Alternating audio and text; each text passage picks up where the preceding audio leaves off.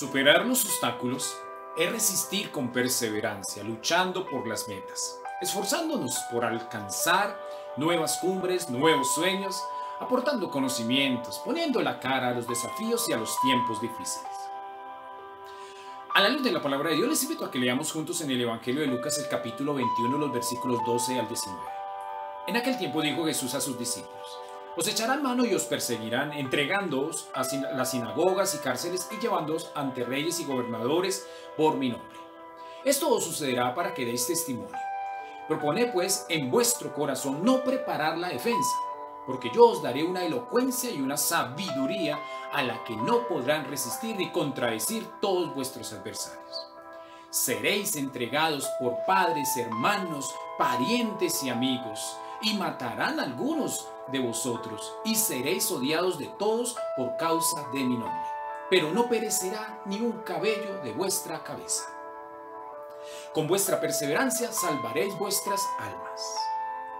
Con esta maravillosa página de buenas noticias, Jesús ofrece una nueva señal para que, situados en los hechos de la cotidianidad, no se pierda la fe en Dios ni en el valor para superar los obstáculos con perseverancia en los tiempos complejos y difíciles, pues el fin no se espera con pasividad atrapados en los miedos, sino en la esperanza activa, asumiendo con responsabilidad y con un compromiso los retos que sobresaltan en el camino de nuestra existencia. El ambiente continúa siendo el templo de Jerusalén, donde Jesús, después de haber hecho un largo caminar y donde además Jesús ejerce como maestro en contraste con las autoridades religiosas, habla en un lenguaje apocalíptico, donde no expresa una instrucción como muchos lo han interpretado, sino de una revelación para hallar el sentido constructivo y progresivo de la vida. Hablar del Apocalipsis es hallar el sentido de la historia, no se trata de algo destructivo o demoledor. Entonces, el lenguaje que usa Jesús no es un lenguaje destructor, cargado de miedos o de un caos y una oscuridad profunda, sino más bien nos habla cómo en medio de las dificultades, de las distintas fuerzas negativas, de las inevitables adversidades, de las crisis, de los distintos desastres que suelen ocurrir, sean por cuestiones de la naturaleza o causadas por las equivocadas decisiones de algunos seres humanos, de las persecuciones, incluso de las guerras que logramos escuchar o vivir y en las que ninguno de nosotros somos ajenos. En medio de todas esas situaciones, siempre hallamos una luz, una fuerza, un poder que tiene el control, el hilo de oro de nuestra historia. Dios tiene en la mano el control de nuestra vida. Sin embargo, aunque tenemos esta certeza, esto no significa que en algún momento de nuestra existencia la pasamos mal. Y nos llega a descomponer, por supuesto. Por una razón o por otra suceden situaciones que nos afectan, no solamente a nosotros, sino también a muchas personas que se ven golpeadas por diferentes fenómenos de la vida, donde parece que no encuentran alguna explicación o base sólida para sostenerse. Parece que como que el sufrimiento, el dolor, la dificultad no solo nos duele cuando está lejos de nosotros, sino además pues lo vivimos en nuestras casas, en nuestras familias, en nuestro entorno, donde muchas veces nos sentimos incomprendidos y perseguidos cuando actuamos de una manera distinta y con responsabilidad, pensando en beneficiar a muchas personas. De esta manera, nuestra vida se mueve no solamente entre la fiesta y las alegrías, sino también en tiempos difíciles, momentos complejos, donde se nos anima a no asustarnos o quedarnos en el miedo, porque en estos espacios es cuando brilla mucho más lo que creemos y lo que somos verdaderamente. Pues no ha llegado ni llegará el fin, porque la fe, la vida y la historia son una grandeza que se vive pues en medio de los peligros, de los distintos obstáculos. Por eso Jesús enseña no sobre el fin de la historia ni de la destrucción de la misma, sino el cómo pasar las distintas crisis que suelen surgir en nuestro caminar. Cómo superar los obstáculos y las barreras, aquellas paredes o muros que se nos levantan en nuestros proyectos de vida y que muchas veces nos impiden ver el otro lado de la orilla, como que no podemos visualizar más allá de lo que estamos experimentando. El tema central que habla Jesús entonces es la fuerza, el poder de la confianza en Dios como un primer momento, pues aunque pasemos por los momentos más cruciales de nuestra vida, no pereceremos. Estamos sostenidos en las manos de Dios. Él está siempre al lado de cada uno de nosotros.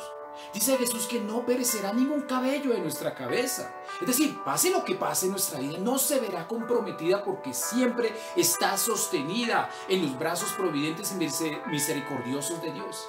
Es Dios quien tiene el control de nuestra vida. Pero por otro lado, esta confianza necesita de un poder, una fuerza que funciona como respuesta a ese amor generoso de Dios que nos sostiene en los momentos cruciales y de crisis.